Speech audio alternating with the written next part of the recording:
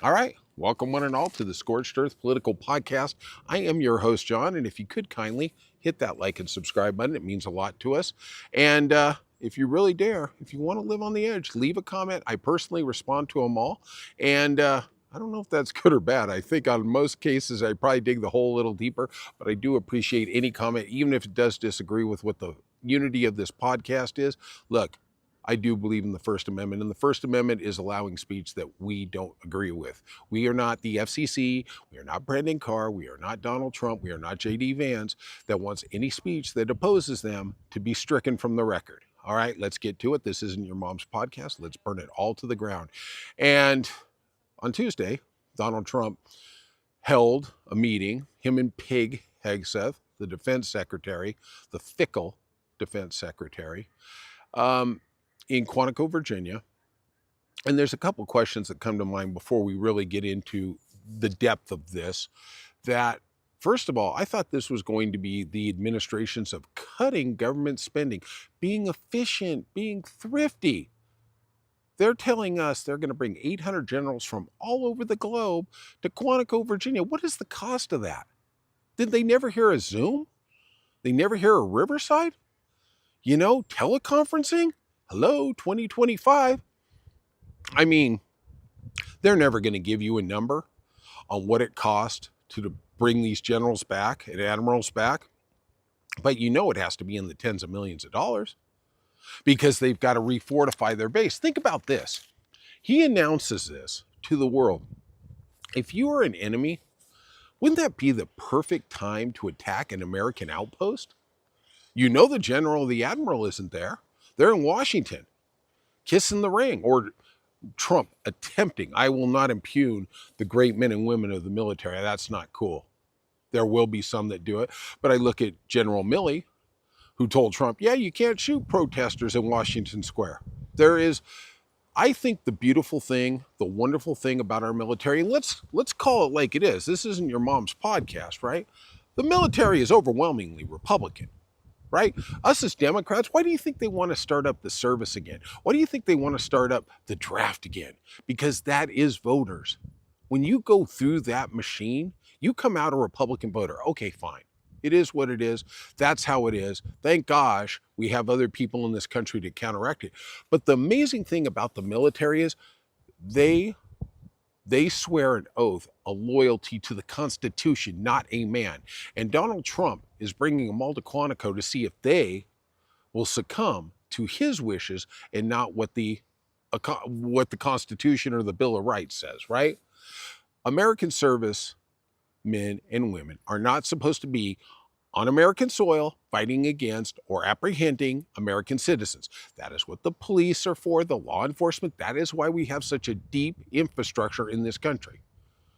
And, you know, you see all these MAGAs. I know I'm going a little off here, but this is really a salient point. He wants to, any protest, he wants to bring the military in, quash it, right? This is exactly like 1930s Germany, right? We've heard these things on multiple podcasts, evening news, the Germany, it's absolutely applicable. The enemy within, he said that in his speech to the generals, the enemy within. So we can bring the troops in. You know what the MAGAs are so bloody stupid? And I don't like disparaging them because I think there's a lot of intelligence over there. But at some point, if he quashes freedom, if he takes away the First Amendment, he takes away the 14th Amendment, he is going to come take your guns. Germany didn't allow guns. Once they got rid of the press, once they got rid of individual liberties and freedoms, they took away the guns. Just like China, just like Russia. These people are so vapid. They think, oh, I'm going to still get to keep my gun. If he takes away freedom of speech, he takes away freedom of movement, he takes away the right to protest, what is left? The guns. And they're so vain. They're so stupid. Well, I want to keep my gun. I'm in love with my gun. It's just, it baffles and defies any logic because they think they can take away all the freedoms everywhere else. And then at the end of the day, there's going to be this wall. And, well, they're not going to take my gun because there's this little piece of paper in Washington that says the Second Amendment. Yeah, right. After they've destroyed the First Amendment, the Fifth Amendment, the 14th, and 22nd when Donald Trump runs for his third term? Well, let's get on to it. So before heading to the actual event on the South Lawn, he talked to reporters, and boy, he really got the day off to a really great start. Don't worry about the shutdown coming. Okay, he's going to go over there and play I'm a badass with the soldiers and the generals and the admirals, right? He said, I'm going to go to the meeting with generals and admirals, and if I don't like them, I'm going to fire them on the spot. All right. Good thing we got difference of opinion still in America. God, yes, we do.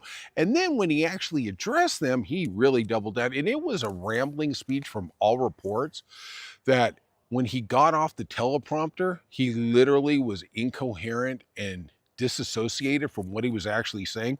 But one of the things he said, and I don't know if this is the teleprompter or Donald Trump just freewheeling it, he says, if you don't like what I'm saying, you can leave, but there goes your rank and there goes your future. So now we all have to agree with Donald Trump, not the Constitution. That is what he is saying. And Pig Hegseth, who is literally the worst defense secretary in the history of the United States, I think if we took somebody out of the Russian military, they'd be more loyal to the U.S. Constitution than Pig Hegseth. You know, maybe he had a couple shots before he got there. Maybe, assaulted some people. I don't know. It's just his history. That's the guy. That's the guy with internal fortitude, morality. That's the guy leading the military. We'll get a little more on this tomorrow as things start to seep out. But Donald Trump only had this meeting for one reason and one reason only. He wanted a litmus test to see if they were going to be loyal to him or the Constitution. And by the smattering of applause at the end, and I think they were just being civil and pleasant, I do think that this military, the greatest military in the world, is loyal to our Constitution. Because if Donald Trump gets to the point where he says, we got to bomb Buffalo, we got to bomb Portland, well, let's see if they go along with it. And look, they may resign. We've seen that before in the Trump administration 1.0. We'll see what happens there. We're seeing new people, doing new things. All right, let's talk about in the wake of the Mormon church shooting. And there were some statistics I unearthed looking at it. This weekend, 4 people were killed, 8 other critically injured, as the man, a MAGA. And you know how we know it's a MAGA? Because J.D. Vance and Donald Trump didn't immediately get on social media, because they're so fickle, they can't get outside their little zone, and say that it was a left-wing shooting. When there's silence, you know it's a total MAGA. And we've seen numerous reports. He had Trump signs all over his front yard. He was an Iraqi war veteran. Does not make you a MAGA, but boy, you walk like a duck, you talk like a duck. There's a very good chance that that's what happens. But in the wake of these shootings, Donald Trump said, whoa, the violence has to end, right? Here's some numbers just to throw your head out. Now, remember, last year in America, 46,000 beautiful American people died from gun violence, right? The number keeps going up every year. And just a little rhetorical question out there. If guns are supposed to make us safer, how come the number of gun deaths goes up every year? How come Trump says everything is out of control with crime? Well, we have more guns than we have ever had. We have literally 1.25 guns for every person in the United States. When exactly does the number come down? Never get that. And also, let's just throw out, the NRA doesn't allow guns at their national convention. The RNC doesn't allow guns at their national convention. Thank God the Democrats, thank you. Thank you. At least you're consistent with your policies, right? But in America this year, there's been 381 mass shootings in America, right? Welcome to October. Don't worry, we're going to be shooting for 500 under the Trump administration. Since January 1st of 2013, there's been 6,913 shootings in America. Wow. Wow. Now that span is 4,656 days. The number equates to 1.5 mass shootings per day in America consistently since the beginning of 2013. And Donald Trump has had more press conferences on women taking Tylenol, on tariffs, than addressing this issue. He controls the presidency, he controls the Senate, he controls the Congress. Do they want background checks? Nope. They want mental health checks? Nope. They want get rid of the gun show loophole? Nope. The buddy loophole, nope. Let's just keep going. Let's keep going. And if we had had some responsible legislation, like really, in this country, what does an assault weapon have to do with anything? I mean, if I was the police or I was the military, I would say, you know what? This is a threat to our safety. Like we get into a shootout like in the movie Heat, they got assault weapons. What are these even doing on the streets? Oh, the whole bullshit about, oh, criminals will always find a way to get the weapons. No, that's not true. When the assault weapon ban happened in the early 90s, the assault weapons were going down precipitously on the streets. Huge. But of course, then George Bush, the feckle and totally incompetent president, decided he wasn't going to renew it. Good one there, buddy. Hell of a legacy. Looking for WMDs that don't exist. You did a great job with Iraq and Afghanistan. You got 5,000 of our American troops killed, and you didn't renew the assault weapon ban. Boy, hell of a legacy waiting for you wherever you are. With the rest of the MAGAs down under. All right. Now, in a move that I don't think anybody could have ever possibly saw, Benjamin Netanyahu went to the White House on Monday, and he met with Donald Trump, and they came out with both saying, well, God, we're very close to an agreement. We're on the precipice. Now, understand that Donald Trump is also the man who said he was going to solve the Ukrainian-Russian war in his first 24 hours on the job. 9 months later, it seems like we're farther apart than we've ever been. Little clue, I'm gonna give this to the White House because I care about the Ukrainians, that if you want to end this war in 10 minutes, you announce a $200 billion military package to Ukraine. It will put Russia in the corner, straight up. That's the only thing they are scared of, is American weapons. And just for anybody who doesn't know, I'm sure everybody does, back in 2012, 2013, we signed the Budapest Agreement. And that was, I think I'm off on the air, so give me the Budapest Agreement. And basically it said, I think it was late 90s, excuse me, where the Ukrainians agreed to give up all their nuclear weapons for the agreement that the United States would always protect them, especially against Russia. Well, looks like they kept up their end of the deal. Guess who didn't? Donald Trump. Thank you, Joe Biden. But getting back to Benjamin Netanyahu, the war criminal, the guy who had the QR code at the UN General Assembly where 80% of the countries walked out on him. Thank you. I'm glad you're standing up for freedom. They both said that we're very close to an agreement. Then on Tuesday, Israel killed 36 more Palestinians, 12 more died from starvation. Great. Things are going great. Now, the Arab countries, which is Qatar, UAE, Egypt, have said that they're changing the terms of the deal that they agreed to. First question, how come Palestine has no say in this? It's their country, it's their people, it's their land. How come there is no Palestinian statehood? How is that not happening? How do all these other countries decide what happens to the Palestinian people? And then Benjamin Netanyahu says, well, if we don't get an agreement, where Hamas gives up, they surrender, we take total control of Gaza City. Basically, those are the precepts of this 14-point plan, supposedly, or 24-point plan, which is just basically, hatched in Benjamin Netanyahu's closet. And if you have a choice, watch John Oliver last week tonight on Benjamin Netanyahu. It is disturbing, to say the least. And so now the Arab world is saying they're changing the deal. And Benjamin Netanyahu is like, yeah, I guess we are. Because the deal will never get formalized. It's literally like Vladimir Putin talking and toying with Ukraine, right? Donald Trump has his buddies, and they never have to come to a deal. They never do. You have hundreds of thousands of people being killed and maimed in Palestine, and they don't want to come to agreement. 2 months ago, that idiot, Steve Witkoff, and that bigger idiot, Mike Huckabee, went there to survey the starvation and famine. They haven't done anything. Not a goddamn thing. Like, wow. How is this? How are we dealing with this in America? We're seeing a humanitarian crisis that we are enabling, and nobody gives a rat.